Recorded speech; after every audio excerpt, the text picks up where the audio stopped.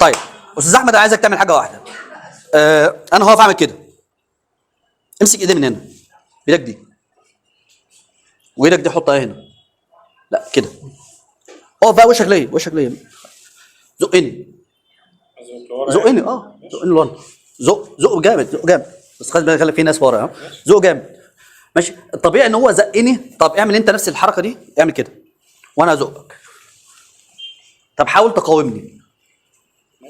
قاومني. بص خلي بالكوا قوي من استاذ احمد وهو بيعمل ايه بالظبط. شوف تعبيراته. خش. بص اولا رجله عماله تطلع قدام وترجع ورا، جسمه عمال يطلع لقدام. استاذ احمد وشك خش بقى، قاوم جامد.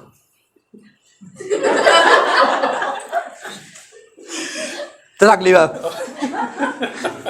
استاذ احمد بيحاول قدر الامكان. طيب امسك بقى ايديا. تمام، حلو قوي.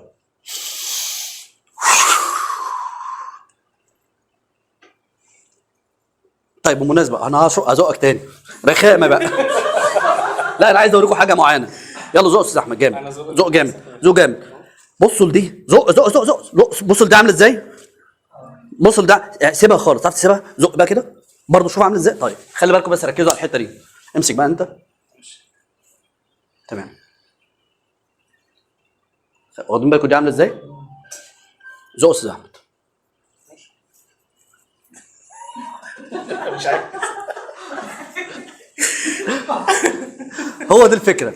انا ليه استاذ احمد طبيعه البني ادم ان استاذ احمد لما زقني فلازم العضله دي تشد، فبالتالي لما يقفل دي هتبقى فيه قوه، بالتالي لما بيخش عليا لازم يخش بجسمه وكده، وبعد شويه الضحكه الحلوه دي مش هتلاقيها. ليه بقى؟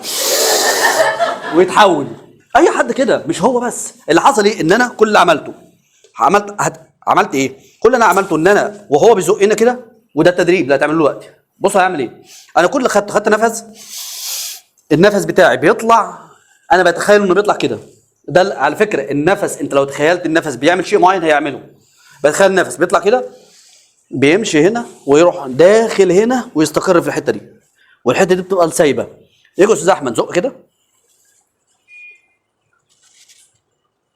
يا راجل. ماشي. هو دي خلاص تصلبت، ان الاكسجين خلى الطاقه. اتفضل.